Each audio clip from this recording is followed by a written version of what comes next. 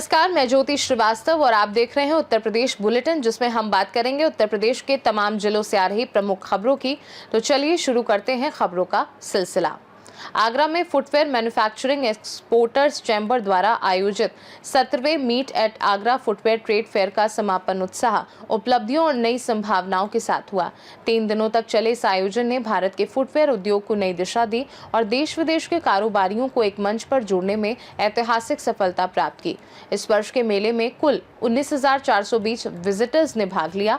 इस आयोजन ने लगभग 18,500 करोड़ रुपए के संभावित कारोबारी अवसरों की नींव रखी।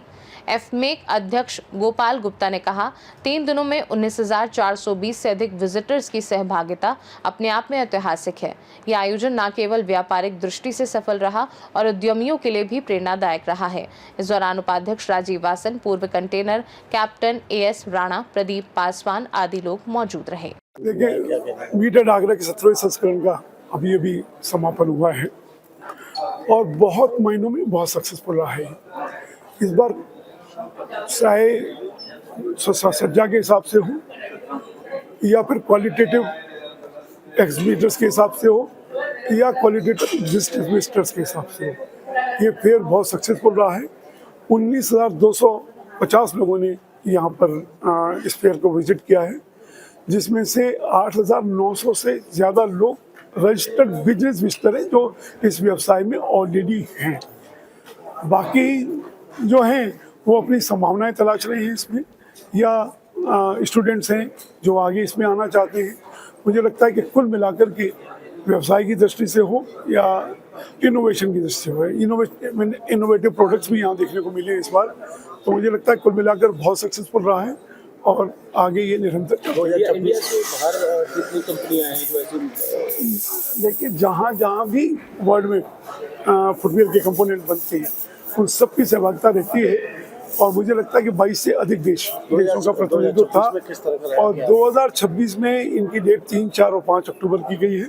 अक्टूबर के पहले सप्ताह में रहेगा, तो डोमेस्टिक को भी ज़्यादा समय मिल सकेगा अपने त्यौहार के प्रोडक्ट्स को बनाने के लिए और बहुत बेहतर रहने वाला है। कैसा रिस्पॉन्स रहा है? 3 दिन के इस फेयर में मीट एट आगरा का 17वां एडिशन में बहुत अच्छा रेस्पॉन्स आया है, जिसमें छोटे कारीगर भी काफ़ी संख्या में हमारे यहाँ आए हुए हैं और उन्होंने जानकारियाँ ली हैं। मध्यम, मीडियम, छोटे उद्योग, बड़े उद्योग, सब लोगों ने यहाँ पे आके नई नई चीज़ों का जानकारी ली। जैसे आपको बताया कि वीगन लेदर, मतलब वनस्पति से लेदर बनाना, एक नई चीज़ उन्होंने देखी है और उसको इम्प्लीमेंट करने जा रहे हैं। और इस लेदर से जूता, ना खाली जूता बनेगा बल्कि सोफ़ा सेट के कवरिंग या बैग या ड्रेस, गारमेंट वगैरह, पर्स वगैरह, बैग वगैरह, सब चीज़ बनना पॉसिबल है, ये उन्होंने देखा। इसके साथ साथ अगर बड़े पैमाने पे देखें तो शू मशीन में रोबोटिक सिस्टम आ रहा है। जैसे अभी तक रोबोटिक सिस्टम हमने देखा था कि हेल्थ सेक्टर में आ गया और किसी और कई सेक्टरों में आ गया। ऑटोमोबाइल पे तो बहुत जोर शोर से रोबोट्स का इम्प्लीमेंटेशन चल रहा है। एक शू मशीनरी में रोबोट्स का आना एक शुभ संकेत है कि आगे आने वाले टाइम में मशीनें और बढ़िया प्रिसाइज बनेंगी, जिससे जूते की क्वालिटी अपग्रेड होगी और हमें और ऊंचे सेगमेंट में मार्केटिंग करने का। आगरा से सी न्यूज़ संवाददाता अनुज उपाध्याय की रिपोर्ट। गाजीपुर के कासिमाबाद तहसील प्रांगण में पूर्व मंत्री सैयदा शादाब फातिमा के आगमन पर तहसील के दोनों बार एसोसिएशन एवं सेंट्रल बार एसोसिएशन के सभी अधिवक्ताओं ने उनका भव्य स्वागत किया। अधिवक्ताओं ने तहसील की समस्याओं को उनके समक्ष रखा, जिस पर उन्होंने आश्वासन दिया कि जब मैं पुनः सत्ता में आऊंगी तो सबसे पहले आप लोगों के बैठने के लिए अधिवक्ता भवन व अन्य जो अधूरे कार्य हैं उसे पूरा कराया जाएगा। इस पर अधिवक्ताओं ने उनका आभार प्रकट किया। इस मौके पर Sanjay Tiwari advocate, Ajay Srivastava advocate, Vinod Singh advocate सहित अन्य अधिवक्ता मौजूद रहे। मुश्किल होगा। मैंने कहा कि ठीक है, उस वक्त वो स्वर्गीय माननीय विधायक सिंह यादव जी, मैंने कहा उनका आदेश हुआ है तो जो सिपाही होता है वो अपने कमांडर के आदेश पे चलता है। ये नहीं देखता कि आगे नदी है कि नाला है कि जंगल है कि पहाड़। उसे कहा जाता है मार्च तो मार्च।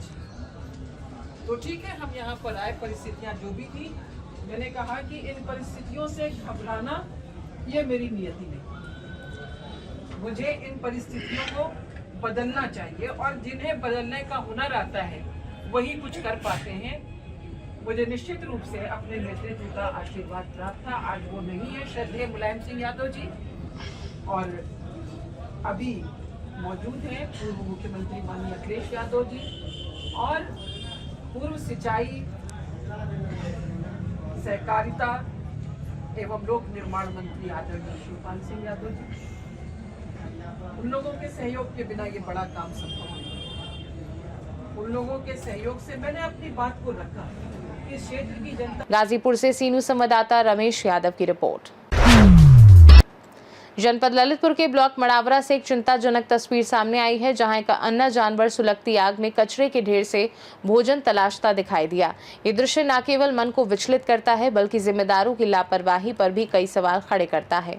बताया जाता है कि आकांक्षी ब्लॉक मड़ावरा क्षेत्र के अमझरा, डगडगी और पिपरिया में गौवंश संरक्षण के लिए शासन द्वारा गौशालाएं स्थापित की गई हैं, जिनके संचालन के लिए प्रतिमाह भारी भरकम बजट भी दिया जाता है। बावजूद इसके अन्ना जानवर सड़कों और कचरे के ढेरों में भटकते नजर आ रहे हैं। मुख्यमंत्री योगी आदित्यनाथ के निर्देश पर प्रदेश भर में गौशालाएं इसलिए बनाई गई थी ताकि बेसहारा पशुओं को भूसा, चूनी और गुड़ जैसे पौष्टिक आहार मिल सके, लेकिन भ्रष्टाचार और उदासीनता के चलते ये पशु दर दर की ठोकरें खाने को मजबूर हैं। स्थानीय लोगों का कहना है कि प्रशासन इन कमियों को छुपाने के लिए पत्रकारों को गौशालाओं में प्रवेश की अनुमति नहीं देता। ललितपुर से सीनू संवाददाता राकेश कुमार वैद्य की रिपोर्ट। उन्नाव जनपद के बांगरमऊ नगर में सरदार वल्लभ भाई पटेल की 150वीं जयंती समारोह अभियान पर एकता यात्रा का आयोजन हुआ।